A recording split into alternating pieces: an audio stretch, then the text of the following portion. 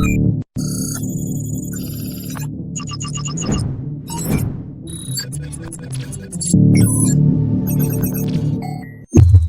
everyone, it is Canadian Futures Trader here. Welcome to the channel and welcome to the video.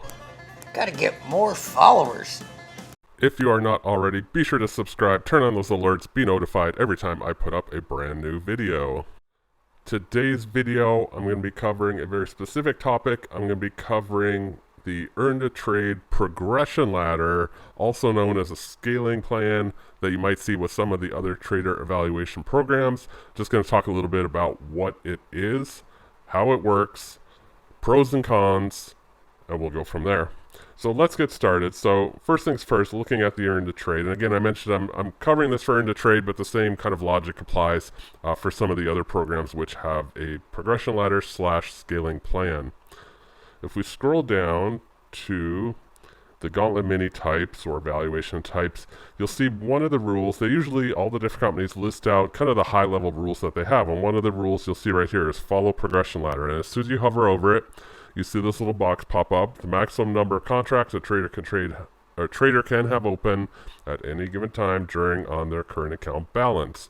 So let's take a look at this a little bit further now. And it says here, so for example, I'm in the 150K, so I can trade up to 15 contracts, but I need to be aware of this progression ladder. So if we scroll down and we see it again here, follow the progression ladder. So let's click on this and take a look at it. Okay, and they have a little facts about it. I'll leave you guys to read this, but basically, depending on what your profit level is at any given point, you can only trade up to so many contracts. Like, it's actually fairly straightforward. It says right here, traders must self-regulate this. So, with Earn2Trade, this changes within the day. So say you reach a new profit target, and we're going to look at those here in a second. You could start trading more contracts immediately, but on the flip side, if you were to fall below a level, you need to downsize how many you're trading as well. So I have a few tips for you on that and how you should kind of approach it, or at least how I do it. You can obviously do what you like. I will mention some of the other programs, so just TopStep Trader, for example, they update theirs at the end of the day. So whatever your balance is at the end of the day will dictate how many contracts you can trade the following day, regardless of where your balance goes, and then it'll update again at the end of the day. Earn2Trade, it's within the day, and like I mentioned, you need to regulate this yourself. So what that means is let's say you're allowed to trade up to 6 contracts starting out the day. You do a few trades and you take a few losers, and now you're at a balance where you would only typically be able to trade 4 contracts. Well, you need to make that change. The program isn't going to stop you from trying to trade 6. You need to be very aware of where you are at. So I'm going to zoom in here. And again, we're going to focus on the 150K account just because it's what I'm doing. I'm most familiar with it. Obviously, you can look at any size account and go through the same logic. So from 0 profit up to 1,500, you can only trade 4 contracts. I'll mention as well, so say you fell below. Let's say your very first trade is a $500 loser. You can still trade 4 contracts. Basically, you can only trade 4 contracts up until you pass $1,500. Then from 1501 to 3000 is 6. You can read this. 3000 to 4500 is 8. After 4500 is 15. So that's where the 15 comes into play, but not until you've reached essentially halfway towards the goal. Now, I know a lot of people have problems with the scaling plan. Several of the evaluation companies don't have a scaling plan. I admit, it's a little bit easier to pass when you can trade the full clip immediately. Like say you have 15 available from day one. But I know for myself, I can speak from experience, it's also a good way to get yourself in trouble. You can, you take a loser at 15 contracts as your first trade, you're already in a decent sized hole depending on how you manage things. So I can make a case both ways for having a scaling plan / progression ladder or not. In the end, I honestly don't feel like it's a huge hindrance. I've made it all the way through programs trading far less contracts than I'm allowed to.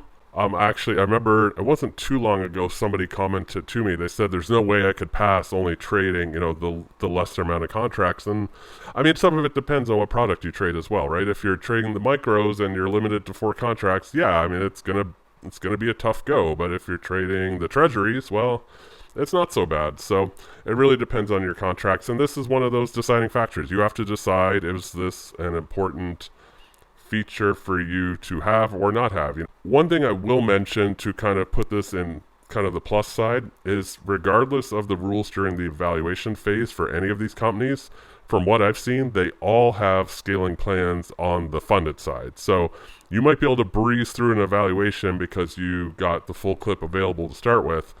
The problem is when you get funded, now you're going to be looking at something like this. Now you can obviously just take your time and do whatever, but it's definitely a little bit tougher when you go from being able to trade however you want and as many contracts as you want to now being limited.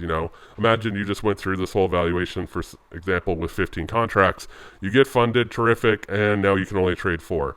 It's a little bit of a buzzkill, but if you're used to that because you had to scale up during the evaluation process, it's not as big a deal to go back and scale up again. So take that for what it's worth. In the end, I don't think it's a bad thing. And it does help keep you out of too much trouble in the kind of earlier phases of the evaluation. So in terms of how I approach this, do with it what you want to. First thing is don't immediately increase your contract size just because you barely got past the goal. So let's say you get to $1,700 in profit and you're like, great, I'm going to start trading 6 contracts. The problem with that is now, if your next trade's a loser, maybe the one after that, you're already back down to under 1,500, and you don't want to be caught offside, to put in a sports reference. You don't want to be in a trade and you only have 1,300 left, but you were in for 6 contracts, and now you potentially broke a rule. So my general approach is I will trade. So for example, when you start with 4 contracts. I'll trade 4 contracts up to $3,000. I will kind of trade it for the next level as well. Once I get over 3,000, then maybe I feel comfortable trading. And then, let's get up past 40, not just past 4,500. Let's maybe get to 6,000, 7,000 before we even think about 15. And honestly, don't even need to think about it. My goal would be to pass not even trading the 15 contracts.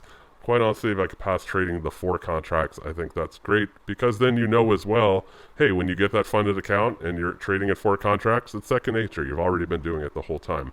I'll say as well, with Earn2Trade and with most of the trader programs, you can watch your balance in Rhythmic, so be very aware of where you are at. Like, you don't have the excuse of, oh, I didn't realize I was at, 1,400 in profit and I traded 6 contracts, 2 more than you were allowed. No, you don't really have an excuse, because it's very easy to see your balance on the screen in several different locations within Rhythmic. So you really do have to self-regulate on this one. And then the last thing I'll add is, if this is at all confusing for you, feel free to send me a message. But do yourself a favor and learn even more about it, read the entire facts, etc. It was not but a week ago I saw a trader post on one of the trader forums who supposedly is experienced, and they kind of looked at it as like, oh, I'm going to take a crack at one of these evaluation companies. I should be able to breeze through it. And then they were mad because on day 1, they got the email at the end of the day saying they broke a rule, they traded too many contracts, and their specific point was, it says I can trade 15 contracts. No, it says very clearly there's a progression ladder. To me, it's very obvious. So, if I go into something new, I like to learn all about it. I actually would take the time to read the rules. You want to know the other rules as well. The drawdown, the daily drawdown, the trailing drawdown, the consistency rules. So there's some rules to know. So I think that person's ego got the best of them, and they thought they could just charge in, and Hail Mary it and, show them who's boss. And unfortunately, that doesn't really work. You have to play by the rules. So I encourage you to read the rules, play by the rules.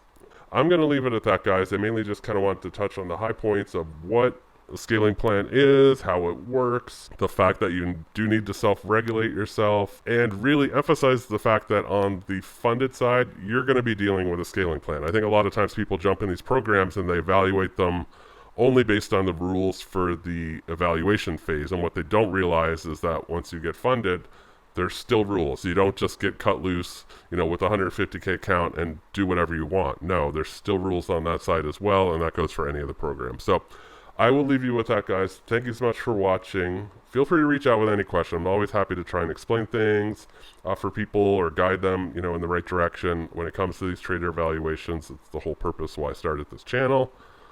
And that is it. Thanks everybody for watching, and I'll see you in the next video.